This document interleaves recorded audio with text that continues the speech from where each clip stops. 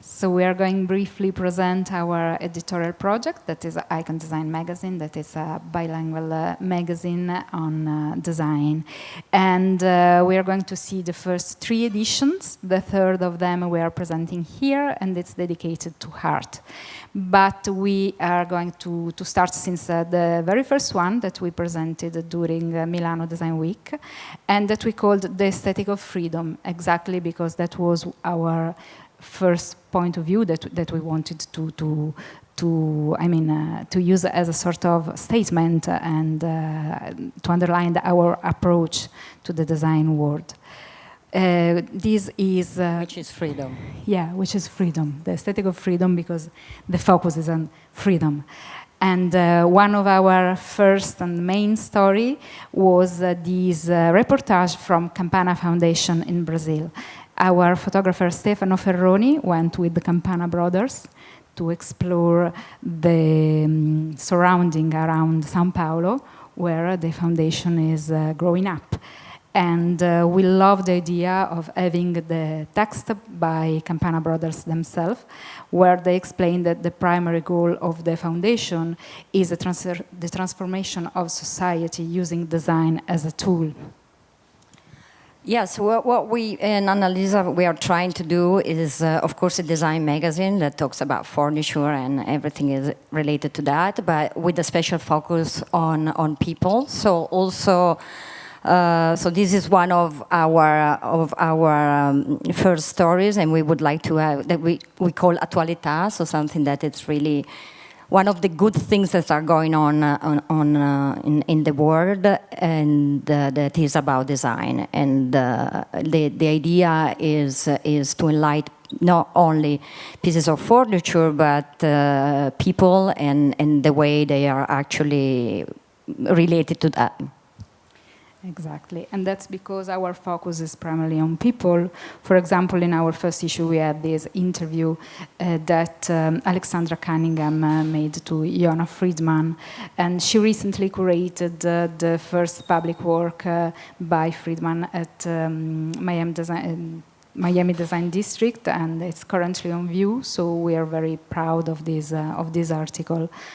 And then we have houses, of course, because we are design magazines, but we are really interested in telling the story about people that is living there and about their project. For example, this house of Patrick Tuttofoco family in Milan tells the story of this family that after 12 years in Berlin came back to Milan because they really love the city, and they explain how the surrounding of Milano, the Milano Media district, is where you can do everything in terms of design and of art because of technology and of skills and of craftsmanship. And it was an interesting story for us for our first edition.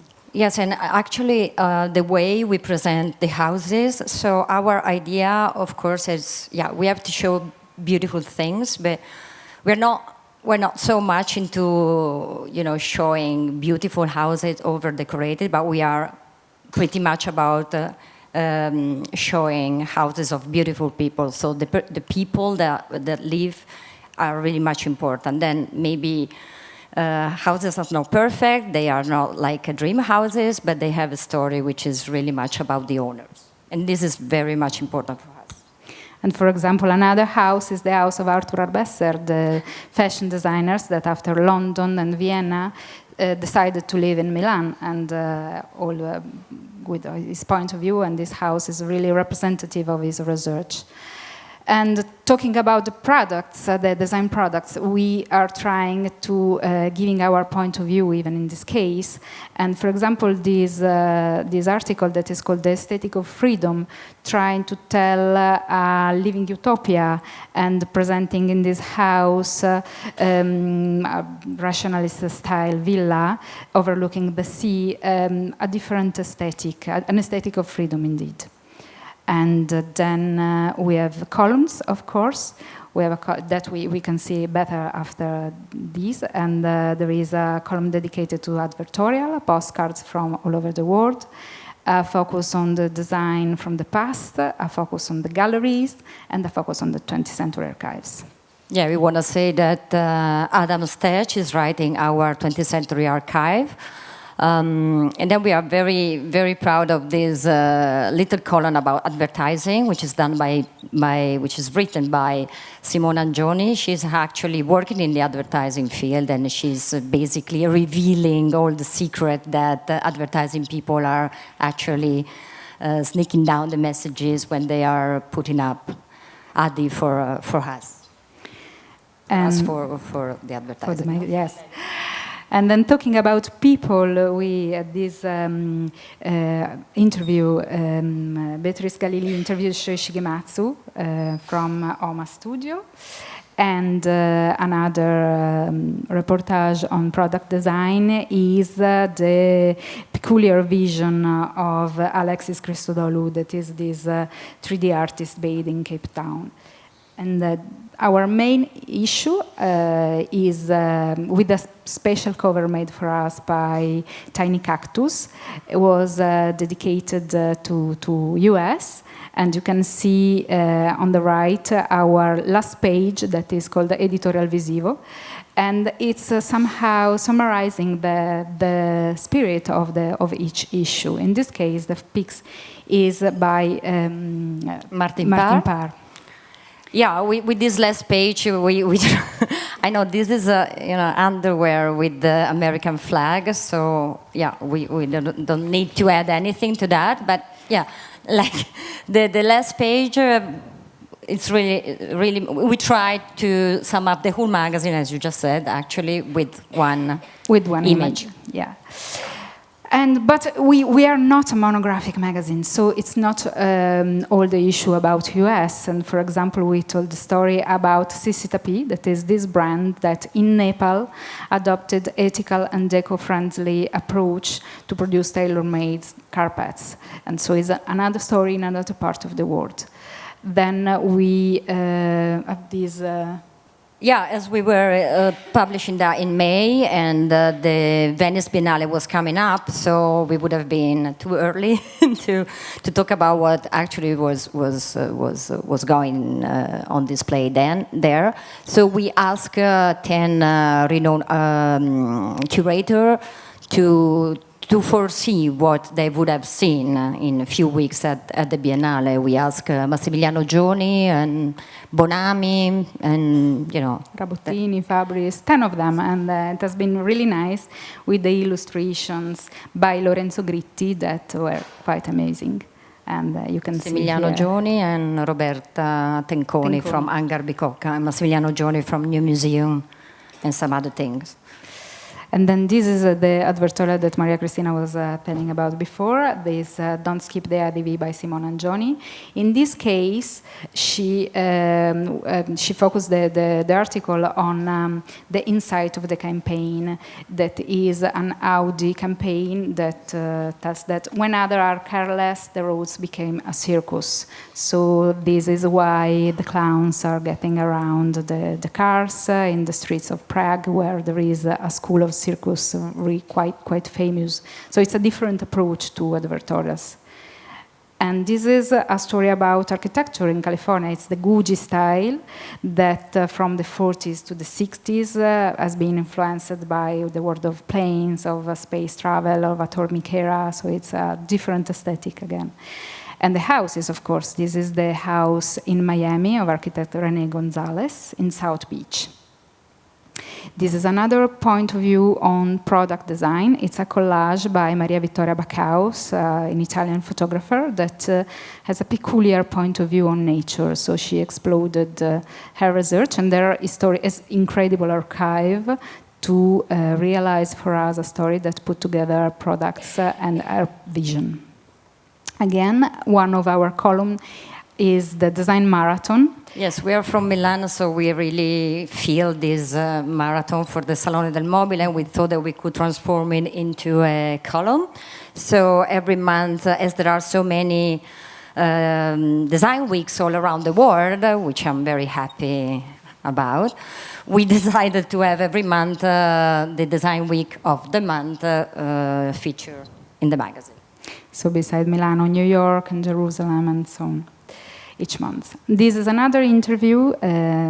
Marco Samicheli interviewed for us Gia Moreno, that is the co-curator of the exhibition on Ettore Sozzas, now presented at the ICA in Miami.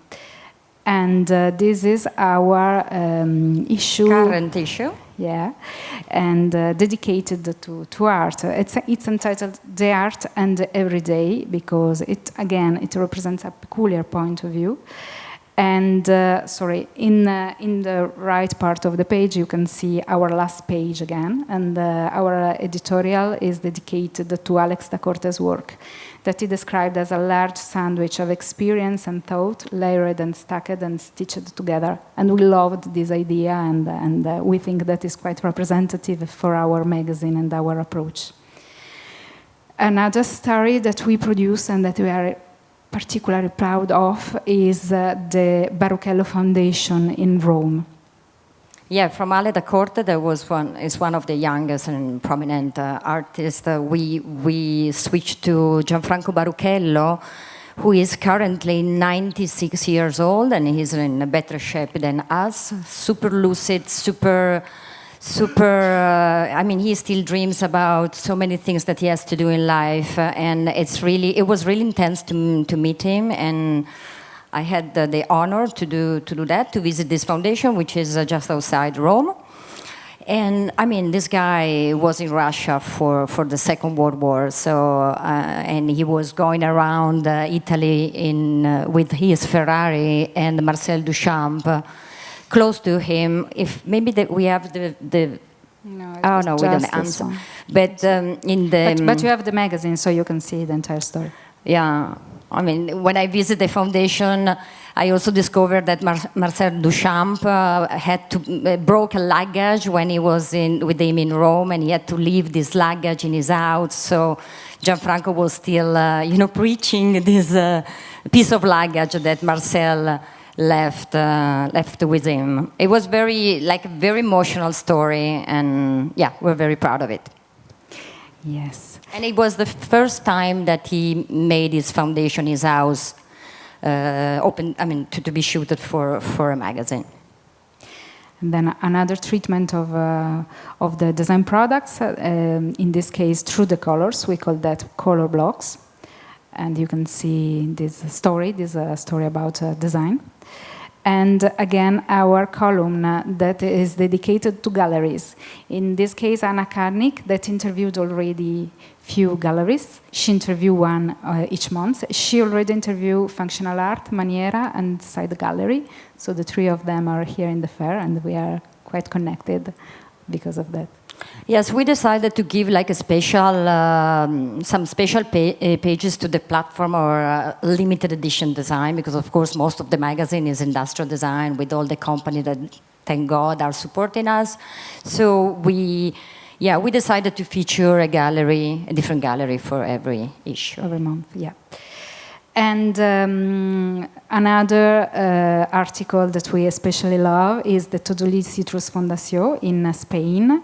That is this incredible place entirely dedicated to citrus, and it was quite discovery to know better this passion by Vicente Todolí.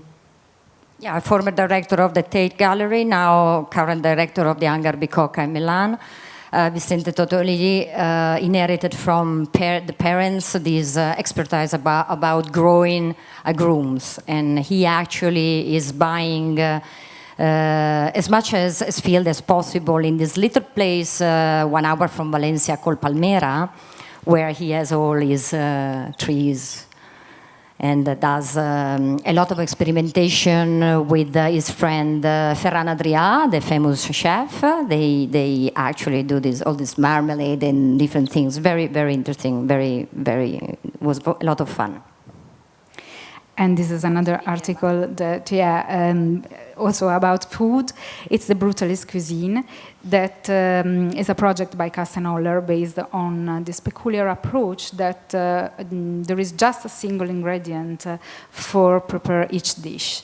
And again, we choose to put images by these Wang and Soderstrom 3D artists, because we are always trying with illustrators and photographers and artists to find the right way of doing the visual of the magazine.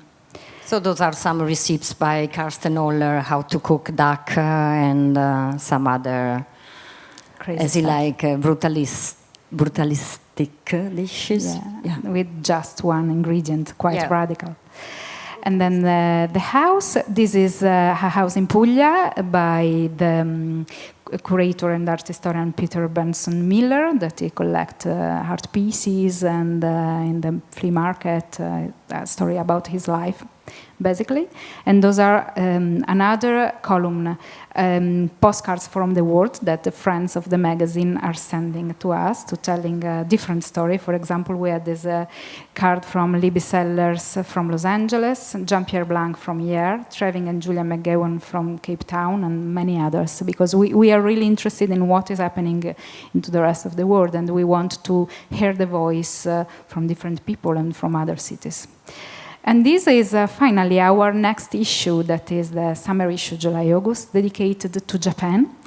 And one of our main story is dedicated to this incredible house that have been designed by Adam Nathaniel Furman. It's in the district, Adam, help me, I don't remember the name of the district. Nagatacho. Exactly. And we loved it. I mean, the approach of Adam extended to an entire house. So this is like a quick preview to introduce Adam, that is a friend of the magazine. He is presented here at the fair, the Camp Design Gallery, with this incredible project in collaboration with Abet Laminati. And we wanted to try to do this vice versa interview. So there is a designer that is interviewing the journalists and asking from another point of view, because that's one of the soul of the magazine. We want to try to understand other point of view. Ciao, Adam. Ciao. Thank you for the invitation. It's quite something. I'm used to normally being grilled. It's quite nice to do it the other way around.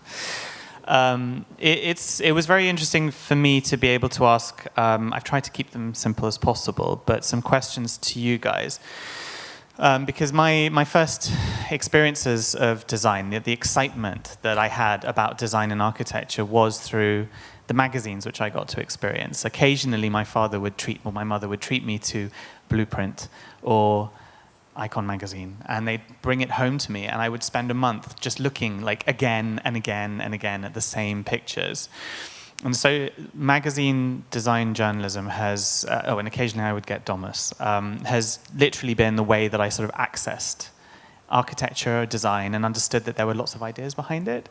And it's so very important. And I know that it's been through some difficult times recently. And for me to see Icon magazine being so strong and having such a kind of critical angle is really just wonderful. So I would like to know, first of all, Annalisa, to go back to the beginnings, what inspired you to move into journalism in the first place? I think curiosity. I mean, you have to ask a lot of questions to tell a story, and especially a design story. So this is my attitude, part of my personality somehow.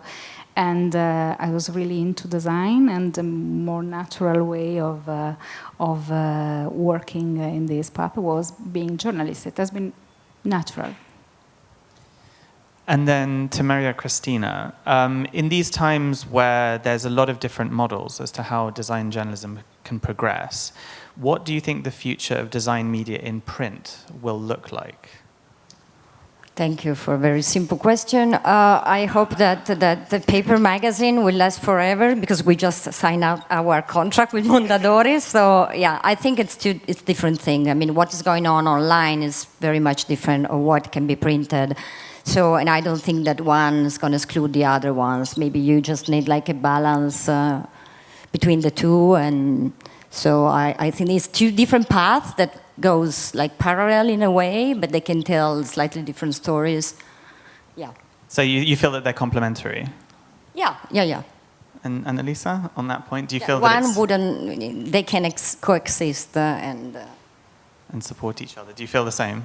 Yeah, definitely, absolutely. So regarding the new young journalists who are just coming into the profession, is there any specific advice that you would give them about how to proceed into this exciting but confusing world of design journalism?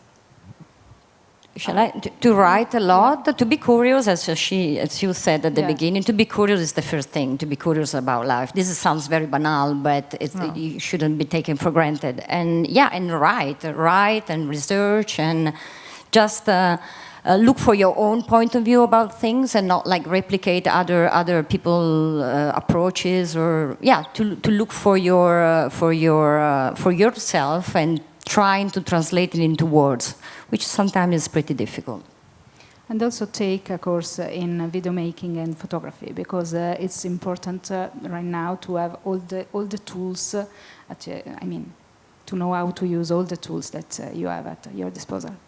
So rather than like a traditional route where someone would go get an internship in a magazine and then sort of graduate to working as a journalist, I've noticed a lot of people younger than myself, they are very active writing blogs, initiating their own exhibitions, and sort of, in a way, proving themselves to the world in order to be able to go into design journalism. Is that something that fits within your idea of learning about photography? And so this multidisciplinary aspect also applies to journalism? At least to be conscious of them. Then you can do you can just be a writer, a good writer, but if you know how the other languages work, it's better, for sure. So what are the aspects of design that still get you, after all of these years, really excited? And can you give us a couple of specific examples? Annalisa, with you first, and then Maria Cristina. I love the idea that design helps to keep an open mind, to do a sort of it's a way of it's an approach that starts from the research, and it's an attitude that helps to maintain a wide perspective at the end. So this is so important. This is a key to open a better future, definitely. And it's not only a matter of building an object, a functional object. Sometimes it is so relevant because it helps to questioning and to putting the focus and the light on the real issue of those times. So I think that projects, for example, there is a Reznavi Pana here that is going on putting the light on the real matters. It is not only because of his beautiful objects, but it's also because all the work that is, all the research and the approach, the different approach. For me, it was such a discovery, his work, and I started to asking questions to myself and to discover that there is so much more. Yeah, speaking of which, if we want to talk about Erez, his work is so full of different layers, and it questions basically how we live and the way we will live in the future. So, to me, it's very close to my idea of design, which is, I'm sorry, my mantra is that design is about people and not about chairs. And it's not actually true that everything is about people, because most of the time, sometimes, it's about politics, it's about money, it's about different things. So. So it's really about people and how to exchange. And now I don't want to sound like the promotional moment, but I just opened a show in Tel Aviv that it's actually about communication within designers and how can they actually explain their own exchange to other people. So it's a narrative expedient to say that design could be a common language in order to find a way to understand each other, even if you come from different backgrounds or different culture. And I think that this show is maybe has also some sort of different relevance in Tel Aviv, because Israel is what we know it is, and maybe Milan would have another value. Is this the show in Holon? Yeah. Yeah. And not another value, but maybe could be like different. Have more of an impact, more resonance.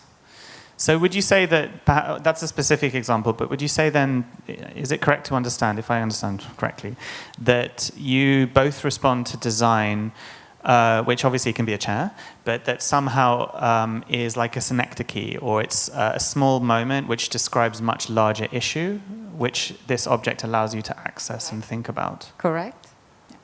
That's very nice. I'm going to remember that. Okay, so we're here in Basel, and there's a lot of very expensive design upstairs. And my question is, what should be the role of high-end design in this new era of inequality, climate change, and constant political crisis?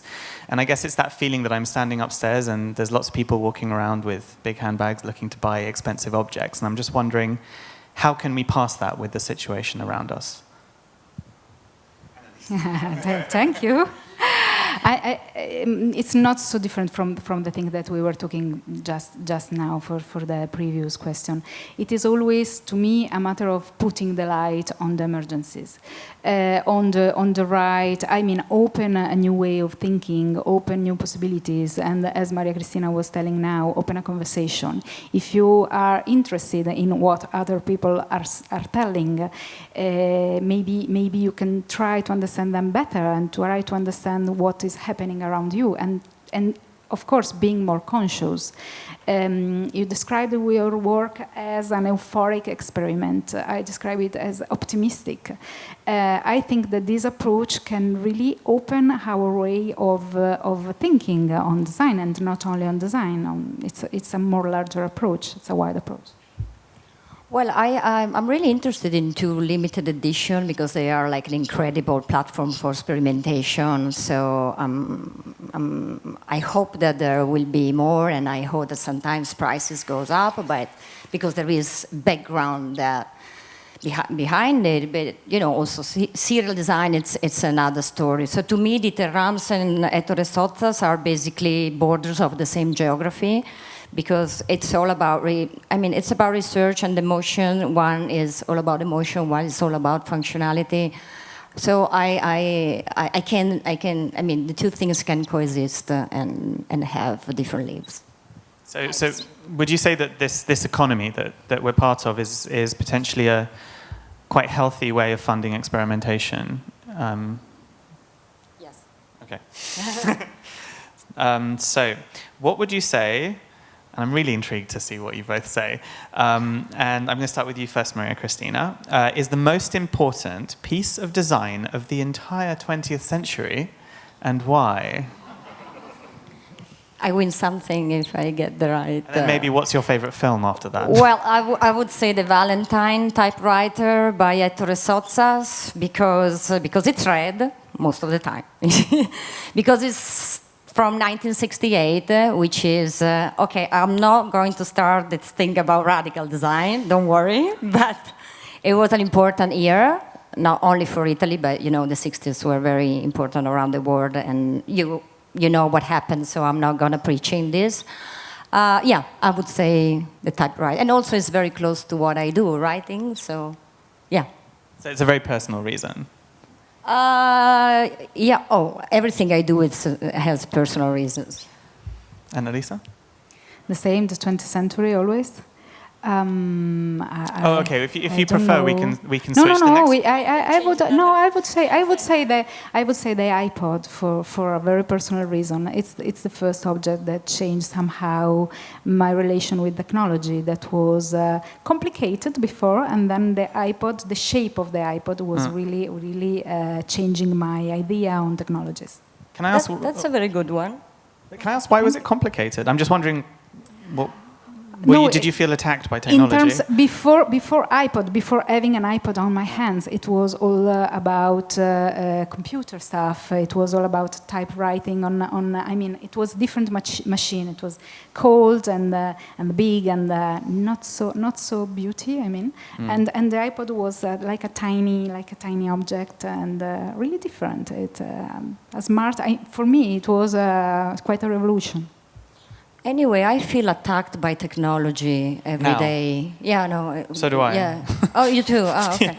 Yeah, I don't like so much the idea that I'm pretty much retarded with all these devices, and that I always have to be updated and understand how to use it, and then this, and that. So it's a little bit overwhelming, but I know that they are very useful, and I would improve my. I mean, if you look at my Instagram, I only have my 3 donkeys because I took like 3 hours to post one image. But I know that this is something that I have to improve just because. And yeah, but I have not a very good relationship with technology. This is why I said the typewriter. Yeah, no, and it's interesting because I think that for me also that period was technology wasn't really part of my life before, actually probably the iPod as well. And then technology became something like friendly and like part of me somehow for a period. And now it's become like this very negative thing where I teach at Central St. Martin's, and I notice all of my students put special shaped stickers over every camera on all of their phones, on all of their devices. They also have something special that covers all of the microphones. So that because they feel that they're being listened to and watched. Like technology has now become literally George Orwell. So it only took 20 years for that transformation to happen, from it being friendly and lovely to being the complete opposite. Which is kind of strange. It's true. And iPod was just about music and nothing more. So it was easy and playful and just to enjoy. Well, I preferred Napster. You're right, but at the time. Anyway, I didn't use Napster. No, none of us did. That moves on to the next point, which is what's the most important design object of the 21st century, which I had imagined was technology, but perhaps not. So, Maria Cristina. No, I don't have an answer. Sorry. You don't like anything in the 21st century? I can't pick up anything right now. Sorry. Annalisa. For the 21st, the last object. I'm really intrigued by what is happening right here, right now, and so I'm so happy that we are living in those times, and the last object is always the most interesting. That's a very nice answer from a journalist. So the excitement is palpable. This is something that I would like to run back to you, Maria Cristina. Aesthetics are kind of how you judge things, how we judge things initially on a visual level, and then there's all of the other aspects that we just talked about, the bigger issues embodied. But what are aesthetics to you, and how do you judge them? Of course, I can answer the second question first. I judge it on a very personal taste, of course. Okay, so to me, beauty is when I recognize beauty. It's something that it's really emotional to me because there's something moving, and I can recognize when it's something very personal. I cannot really actually explain it, but speaking about a piece of design, if we want to be in the context, it has to tell something like more than what it looks like. It has to have like different layers, as I said before, to tell different messages, to pass different ideas. If it does, I feel it close to myself. But do those messages need to be embodied in the aesthetics? Or can they be separate? Those messages need to be recognized, so somehow. So kind of viscerally embodied in the work without needing an explanation? Yes. Yes. Okay.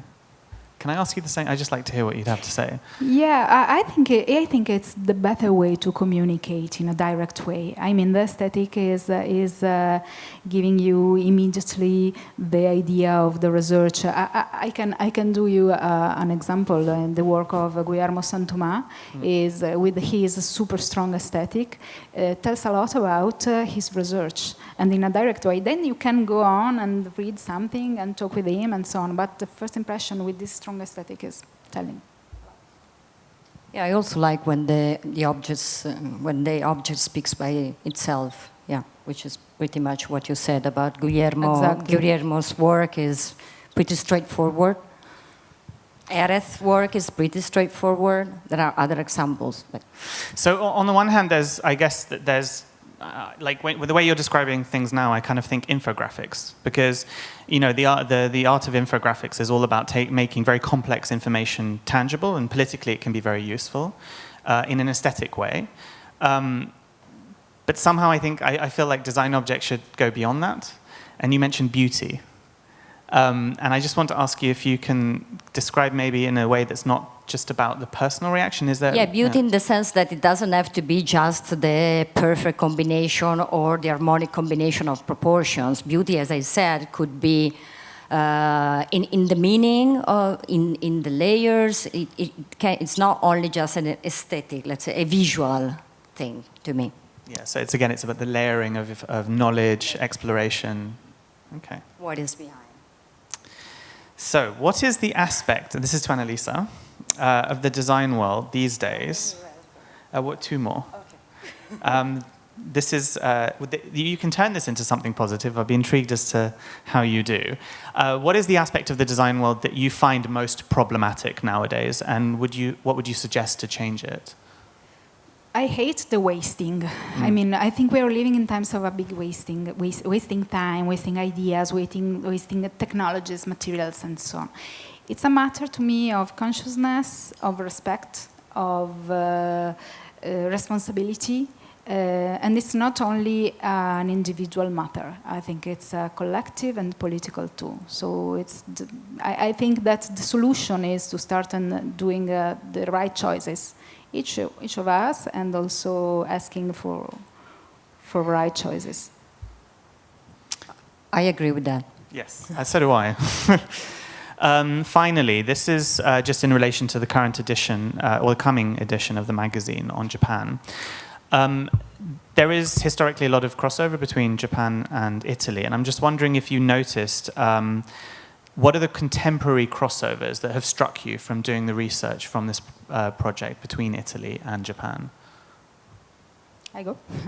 The thing that I loved while we were working on this issue was that we noticed that there is this sort of back and forth of ping pong of ideas on the reciprocity and the influences and inspirations that are more and more intense, and it's like a conversation, as Maria Cristina was telling before. It's interesting how there is this feature by Marco Sammicheli that is telling about the Japanese designers that are living in Milan since the 60s. And the collaborations between Italian designers and Japanese designers are so more interesting, in my opinion, from the pieces made just by one of them. I mean, this sort of communication, of exchange, is giving something more to the final result. And this is the part that I loved, and that I think that is really perceivable by this next upcoming issue. And then, of course, we were inspired by the very, generally speaking, by the very renowned plus of Japanese culture. I mean, the love and the obsession for details and this idea of harmony. So, yeah, we really wanted to dedicate an issue to this peculiar word, which is so fascinating. I'm really looking forward to reading it. And thank you for putting up with my questions. Thank you very much. Thank you, for Adam. It being has here. been so much fun.